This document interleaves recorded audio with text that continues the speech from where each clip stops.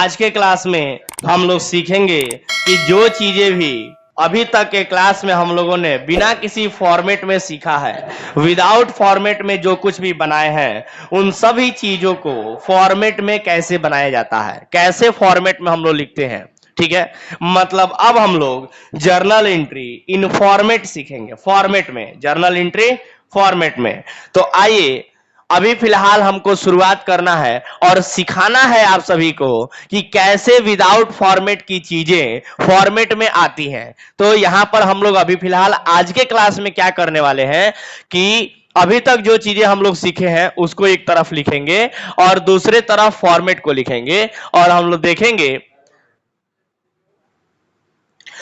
लोग देखेंगे कि कैसे विदाउट फॉर्मेट में चीजें बनती हैं और फिर उसी चीज को फॉर्मेट में कैसे लिखा जाता है। ठीक है, तो चलिए शुरू करते हैं। तो आ जाइए फिर से सभी लोग क्वेश्चन नंबर 1 के ऊपर। क्वेश्चन नंबर 1 का ए निकालिए, सभी लोग जल्दी से कॉपी निकालिए और ध्यान रहे अभी जो मैं बताने जा रहा हूं उसमें आप लोग कॉपी कैसे निकालिएगा, पेज जरा समझ लीजिए। आप लोग पेज ऐसे निकाल लीजिए। पेज ऐसे कहने का मतलब कि ये वाला पेज और ये वाला पेज, समझ रहे हो बात? मतलब ये नहीं कि एक पेज इधर निकाल लिए और एक पेज इधर निकालिए, ऐसा नहीं, दोनों सामने सामने रखिए, दोनों पेज खाली। ठीक है, और जैसा कि विदाउट फॉर्मेट में आप सभी ने सीखा है उसको आप लोग इस वाले पेज पे लिखिएगा, पहले वाले पेज पे, और जो मैं आज बताने जा रहा हूं फॉर्मेट, उसको आप लोग इस दूसरे वाले पेज पे लिखेंगे फॉर्मेट में। ठीक है, ताकि यहां से देख के यहां लिखने में आसानी हो, यहां से देख के यहां लिखने में आसानी हो। इसलिए हम बोले हैं कि सभी लोग इस तरह से दो सामने पेज निकाल लीजिए और क्वेश्चन नंबर, अपने बुक का क्वेश्चन नंबर 1 का ए निकाल लीजिए जल्दी से। डू इट फास्ट, जल्दी से कीजिए सभी लोग, आज कुछ नया सीखने वाले हैं हम लोग। आज हम लोग सीखने वाले हैं कि कैसे विदाउट फॉर्मेट से फॉर्मेट में चीजें लिखी जाती हैं। तो आइए शुरू करते हैं। क्वेश्चन नंबर 1 का ए निकाल लीजिए सभी लोग और जल्दी से जैसा आप लोगों ने सीखा है वैसा क्वेश्चन नंबर 1 का ए का पहला ट्रांजैक्शन लिखना शुरू कीजिए। तो आइए शुरू करते हैं।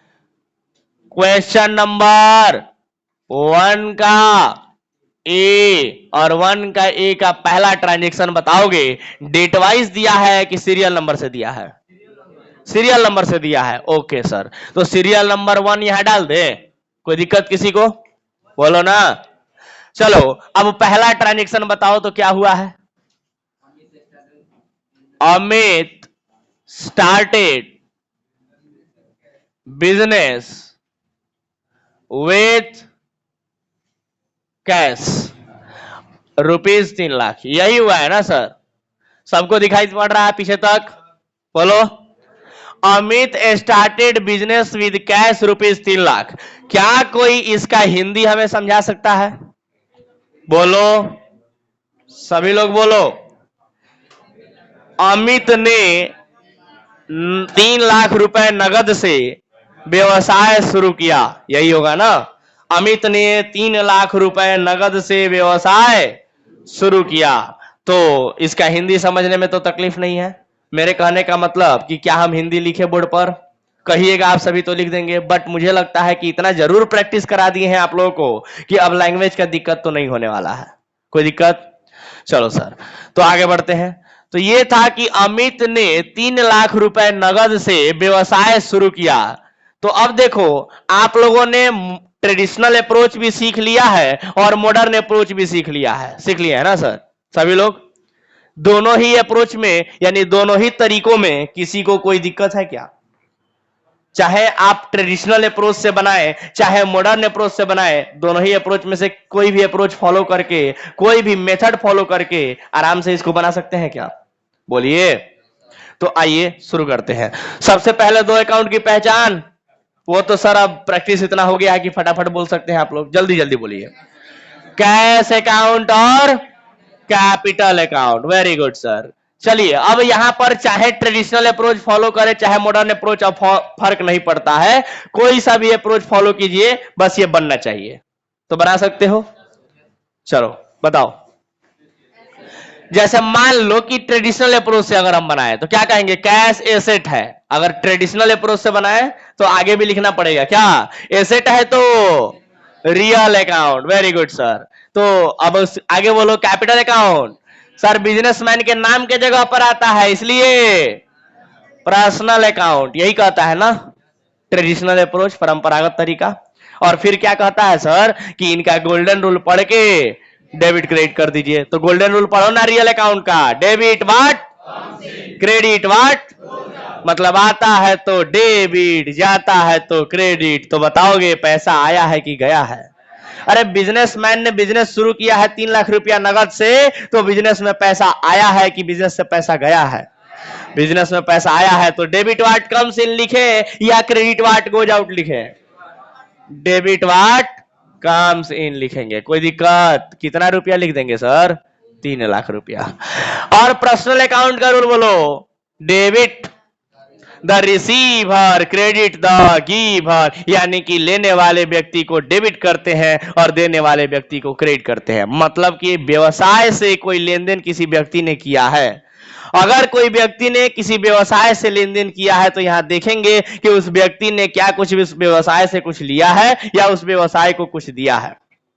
तो यहां पर अमित की बात करें तो अमित ने 3 लाख रुपया नगद से व्यवसाय शुरू किया है, व्यवसाय प्रारंभ किया है। तो बताओगे कि अमित नाम के व्यक्ति ने बिजनेस को पैसा दिया है कि बिजनेस से पैसा लिया है?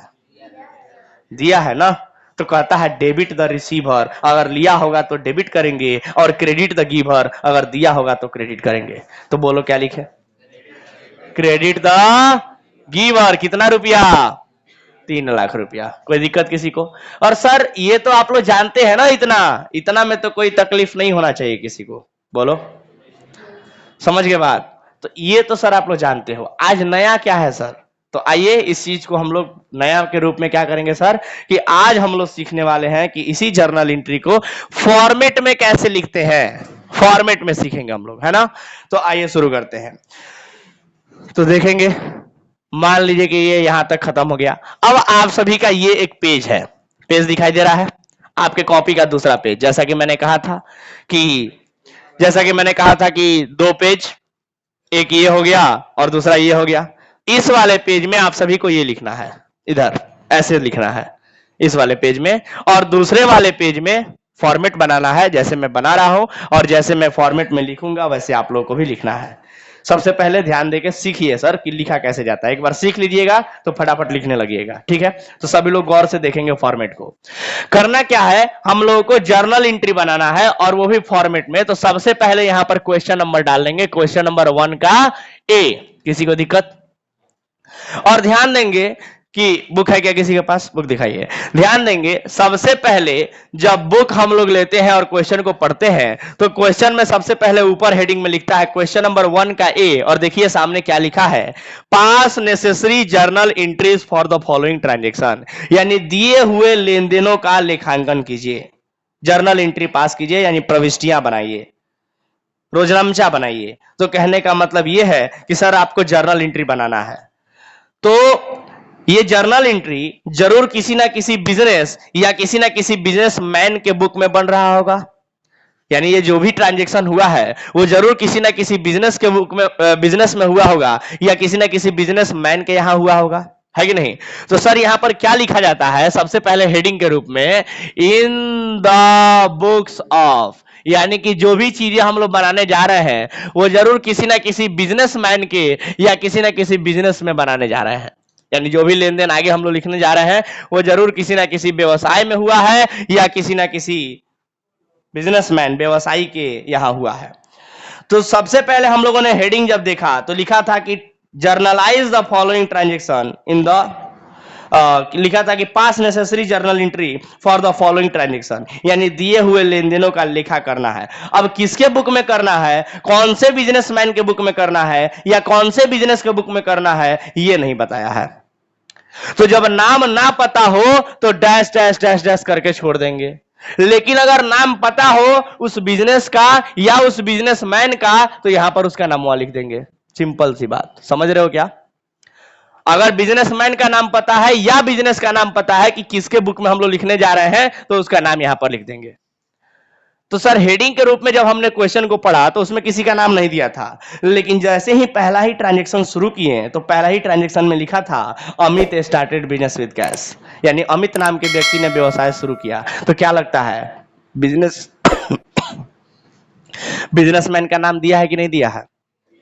दिया है ना, बिजनेसमैन का नाम दिया है ना। और अभी मैं कह रहा था कि या तो किसी बिजनेस का नाम या किसी बिजनेसमैन का नाम अगर दे दिया तो उसका नाम लिखा जाएगा वहां पर हेडिंग के रूप में कि किसके बुक में हम लोग बनाने जा रहे हैं। तो सर अमित ही ना बिजनेस शुरू किया है, तो जो भी लेन देन होगा वो अमित के यहां तो होगा, तो इसीलिए हम लोग क्या लिखेंगे, in the books of Amit. अगर यहां भी नाम किसी का नहीं दिया होता तो हम लोग डैश डैश करके केवल छोड़ देते। समझिए बात। उसके नीचे हम लोग क्या लिखेंगे, तो सर हम लोग क्या बनाने जा रहे हैं, तो जर्नल एंट्री बनाने जा रहे हैं, इसलिए नीचे क्या लिखेंगे, जर्नल एंट्री। तो ये हेडिंग लिखने का तरीका होता है। एक बार हम लोगों ने हेडिंग लिख लिया, उसके बाद हम लोग फॉर्मेट खींच लेंगे। तो फॉर्मेट कैसे खींचेंगे आइए देखिए। तो सबसे पहले एक लाइन खींच लेंगे, दूसरा लाइन खींच लेंगे क्योंकि इसमें बहुत सारे डिटेल्स लिखने होते हैं। तो डिटेल्स कौन कौन से होते हैं जरा उस पर गौर कीजिएगा। सबसे पहला डिटेल्स कि सर क्वेश्चन नंबर 1 का ए हम लोगों ने शुरू किया तो उसका ट्रांजैक्शन नंबर 1 हम लोगों ने लिखा, ट्रांजैक्शन नंबर 1। और ये लिखने के पहले मैं आप लोगों से हमेशा पूछता हूं कि बताइए जो ट्रांजैक्शन दिया है वो डेट वाइज दिया है कि सीरियल नंबर में दिया है, ये हमेशा हम पूछते हैं। तो सबसे पहले तो या तो डेट दिया होगा या सीरियल नंबर दिया होगा। तो सर सबसे पहला कॉलम जो यहां पर होगा वो इसी चीज का होगा कि या तो डेट होगा और नहीं तो सीरियल नंबर होगा सबसे पहले कॉलम में। तो अगर इस क्वेश्चन में देखें, वैसे तो सामान्यतः यहां पर पहले कॉलम में डेट होता है, सामान्यतः पहले कॉलम में डेट होता है, बट इस क्वेश्चन की बात करें तो इस क्वेश्चन में डेट नहीं दिया है, क्या दिया है, सीरियल नंबर दिया है। तो इसीलिए हम लोग यहां पर डेट ना लिख करके क्या लिखेंगे, serial number, S dot N dot, खत्म। समझ आ रहा है क्या, सीरियल नंबर हो गया। तो सीरियल नंबर दिया हुआ है तो सीरियल नंबर लिख देंगे, अगर डेट दिया लिखा रहता तो डेट लिख देते वहां पर, डाउट खत्म। सर दूसरा कॉलम किस चीज का होता है, तो आइए जरा ध्यान से देखिए। तो दूसरे कॉलम में उसके बाद हम लोग देखेंगे कि ये क्वेश्चन दिया हुआ था और उसका ये हम लोगों ने सॉल्यूशन बनाया, यही सॉल्यूशन है ना सर, बोलिए। यहां से लेकर के यहां तक सॉल्यूशन है, लेकिन इस सॉल्यूशन में बहुत सारी चीजें हम लोग लिखे हैं। सर क्या ये सारे सॉल्यूशन उसके बाद लिख देना होंगे, जी नहीं, बिल्कुल भी नहीं। तो आइए समझते हैं कैसे लिखते हैं। तो सबसे पहले आप लोगों से हम क्या पूछते हैं कि बताइए कि कौन से दो अकाउंट प्रभावित हुए हैं, यही पूछते हैं ना, कौन से दो अकाउंट प्रभावित हुए हैं। सर आप लोग दोनों अकाउंट बताते हैं तो हमें भी क्या करना है कि दूसरे वाले कॉलम में जो यहां पर हम लोग लिखने वाले हैं, इस दूसरे कॉलम में उन दोनों अकाउंट को लिखा जाता है। लेकिन क्या जैसे वहां लिखा है वैसे ही लिखा जाता है, जी नहीं, बिल्कुल भी नहीं। आइए सिखाते हैं कैसे। लेकिन फिर भी सर दो अकाउंट तो हम लोग मान लीजिए लिख लेंगे, क्या उसके बाद का भी सारा इंफॉर्मेशन लिखेंगे, बिल्कुल भी नहीं, उसके बाद का सारा इंफॉर्मेशन नहीं लिखना हमें। तो क्या लिखना है सर, गौर से देखिए। तो कौन से दो अकाउंट प्रभावित हुए हैं वो लिखा जाएगा, और वो दोनों अकाउंट कौन सा डेबिट हुआ है और कौन सा क्रेडिट हुआ है, बस इतना लिखना है, बाकी का कोई इंफॉर्मेशन नहीं लिखना है। दो कौन कौन से अकाउंट लिखा जाएगा, उनका नाम, और वो डेबिट हुए हैं या क्रेडिट हुए हैं, बस इतना लिखना है। तो आप देख सकते हैं कि जो क्वेश्चन यहां पर दिया हुआ है उसमें कैश अकाउंट डेबिट हुआ है और कैपिटल अकाउंट क्रेडिट हुआ है। और क्यों हुआ है उसके पीछे का लॉजिक तो जानते हैं ना आप लोग, कैश अकाउंट डेबिट क्यों हुआ है नहीं जानते हैं क्या, क्योंकि कैश एक एसेट है, बिजनेस में आया है तो डेबिट वाइट कम्स इन, इसलिए डेबिट हुआ है। लॉजिक तो पता है ना सर। अब आप सभी को लॉजिक तो सोचना ही नहीं है, उतना प्रैक्टिस करा दिया गया है कि आप लोग आसानी से समझ सकते हैं कि कोई अकाउंट डेबिट हुआ है तो क्यों हुआ है और कोई अकाउंट क्रेडिट हुआ है तो क्यों हुआ है। रटवाने वाला काम हम नहीं कर रहे हैं कि रटो कि अगर बिजनेस शुरू होता है तो एंट्री होता है कैश अकाउंट डेबिट है, कैपिटल अकाउंट क्रेडिट, ऐसा बताए हैं क्या, नहीं। बल्कि हम लॉजिक समझाए हैं कि आखिर अगर कैश अकाउंट डेबिट होता है तो क्यों होता है और कैपिटल अकाउंट क्रेडिट होता है तो क्यों होता है। समझ के बाद, अकाउंटेंसी तो रट्टा विद्या है ही नहीं सर, अकाउंटेंसी में सब कुछ लॉजिक्स और कॉन्सेप्ट्स होते हैं, इसलिए ध्यान रहे। तो सर हमें दूसरे कॉलम में क्या लिखना है, तो दूसरे कॉलम में लिखना है ये सारा यहां से लेकर के यहां तक जो होता है इसको बोलते हैं हम लोग डिटेल्स, डिटेल्स बोलते हैं, यहां से लेकर के यहां तक। और चूंकि आप लोग देख सकते हैं कि डिटेल्स बहुत ज्यादा है, इसलिए यहां पर दूसरा जो कॉलम होगा वो डिटेल्स का होगा, और बहुत मतलब कि इसके कंपैरिजन में वो ज्यादा चौड़ा कॉलम खींचा जाएगा। चूंकि डिटेल्स लिखना है ना तो कॉलम भी चौड़ा होना चाहिए। तो उस डिटेल्स को अकाउंटिंग के भाषा में कहा जाता है पार्टिकुलर। क्या कहा जाता है, पार्टिकुलर। हिंदी में इसको कहते हैं विवरण। क्या बोलते हैं हिंदी में, विवरण बोलते हैं। मतलब यहाँ पर डिटेल्स हम लोग लिखने जा रहे हैं, विवरण लिखने जा रहे हैं कि हुआ क्या है वास्तव में, ठीक है। उसके बाद विवरण लिख देंगे, और विवरण में क्या लिखेंगे वो तो हम बताए ही आप लोगों को। तीसरा नंबर में क्या होगा सर, अभी क्या इतना हो गया? नहीं, और भी कुछ कॉलम्स होते हैं, देखिए कौन कौन सा। एक यहाँ पर थोड़ा और स्पेस लेकर के यहाँ पर पतला सा एक कॉलम होता है, पतला सा कॉलम, जिसको कहते हैं L.F। क्या बोलते हैं? ये थोड़ा सा लाइन आप लोग सीधा, आप लोग स्केल से लाइन खींचिएगा, ठीक है, ताकि लाइन आप लोगों का बिल्कुल भी एकदम से सीधा हो। सर यहां पर हम क्या लिखे हैं? LF। क्या लिखे हैं? LF ऐसे लिखे हैं। अब चूंकि जगह कम था तो इसलिए F को इधर ना लिख करके नीचे लिखे हैं वहां पे, है ना। तो चलिए गौर से देखिएगा, ये LF, इसका मतलब, इसका फुल फॉर्म जो है वो होता है लेजर फोलियो। क्या होता है फुल फॉर्म? Ledger folio. और लेजर फोलियो का मतलब क्या है सर? तो लेजर फोलियो का मतलब होता है पेज नंबर। क्या मतलब होता है बोलिए? Page number. मतलब उसमें हम लोग पेज नंबर लिखते हैं, लेकिन किसका पेज नंबर? जो आपके कॉपी में चल रहा है पेज नंबर, वो बिल्कुल भी नहीं। तो यहां पर जो जर्नल आप लोग बना रहे हैं, इस जर्नल को बनाने के बाद अगले चैप्टर में आप लोग लेजर पढ़िएगा, और कहा जाता है कि लेजर जिस पेज नंबर में बनेगा उसका पेज नंबर यहाँ जर्नल फोलियो माने लेजर फोलियो में लिखा जाता है, LF में लिखा जाता है। बट चूंकि सर लेजर फोलियो जब लेजर बनेगा तब ना पेज नंबर पता चलेगा, फिलहाल कैसे लिखें? तो बता दें आप लोगों को कि ये जो भी बातें हम बोल रहे हैं, ये रियल लाइफ में कॉर्पोरेट सेक्टर में जब आप लोग काम कीजिएगा कंपनी वगैरह में, तब जरूरत पड़ती है। फिलहाल आप सभी को इस LF कॉलम का, ये जो पतला वाला कॉलम है, इसका कोई भी काम नहीं है। हाँ, बट इसका यूज मैंने बता दिया कि इसका मतलब क्या होता है, यूज क्या होता है, वो जानकारी के लिए जरूरी है। हाँ, लेकिन जहां तक बात करें कि क्या आपके काम का भी है, बिल्कुल भी नहीं। अभी आपको इस वाले कॉलम में कुछ भी नहीं लिखना है, कुछ भी नहीं, कहीं भी नहीं लिखना है, ना 11th में, ना 12th में, ना बीकॉम में, ना CA में कहीं नहीं लिखना है। लेकिन सर नहीं लिखना है तो फिर इसको खींची क्यों रहे हैं? हटा दीजिए। बिल्कुल भी नहीं, हटा ही नहीं सकते। ये आपके आंसर का पार्ट है, ये कॉलम होना चाहिए, भले इसका काम है चाहे नहीं है, ये कॉलम होना चाहिए। चाहे आप 11th पढ़ रहे हैं, 12th पढ़ रहे हैं, बीकॉम पढ़ रहे हैं, CA में कर रहे हैं, कोई फर्क नहीं पड़ता है। समझ गए बात? तो ये कॉलम आपके पास होना चाहिए। तो ये हो गया आपका पहला, दूसरा और तीसरा कॉलम, 3 कॉलम हो गए। लेकिन इसके बाद 2 और कॉलम होते हैं यहां पर, चौथा और पांचवा कॉलम के रूप में। थोड़ा सा लाइन आप लोग सीधा खींचिएगा स्केल से। चौथा और पांचवा कॉलम के रूप में 2 कॉलम यहां पर और होते हैं। वो कौन कौन से 2 कॉलम है सर? तो देखिए, मैंने कहा था कि डिटेल्स यहां से लेकर के यहां तक का डिटेल्स तो आप लोग लिख दिए, लेकिन अभी ये अमाउंट हुआ तो लिखना बाकी है ना सर। तो अमाउंट पर जरा गौर करेंगे और देखेंगे कि यहां पर डेबिट में एक अमाउंट लिखा हुआ है और फिर क्रेडिट में भी अमाउंट लिखा हुआ है। इसका मतलब ये होता है कि सर यहां पर जो हम लोग 2 कॉलम खींचे हैं, एक डेबिट का अमाउंट लिखने के लिए और दूसरा क्रेडिट का अमाउंट लिखने के लिए। तो यहां पर हो जाएगा एक डेबिट का अमाउंट और दूसरा यहां पर हो जाएगा क्रेडिट का अमाउंट। समझ पा रहे हो क्या? तो ये रहा आपका जर्नल एंट्री का फॉर्मेट। समझे क्या बात? जर्नल एंट्री का फॉर्मेट। चलो जल्दी से इस फॉर्मेट को आप लोग दूसरे वाले पेज में लिख लीजिए, जल्दी से।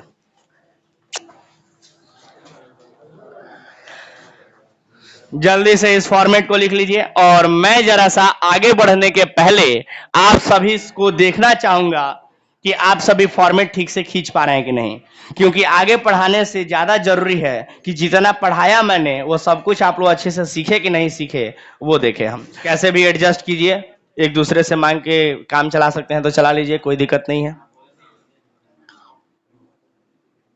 ठीक है।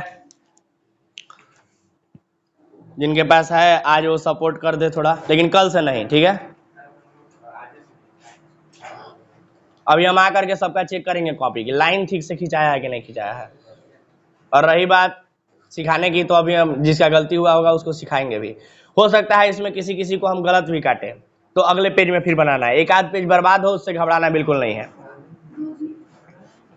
पहला दिन है, आज सीख लीजिएगा तो अगले दिन से दिक्कत नहीं होगा।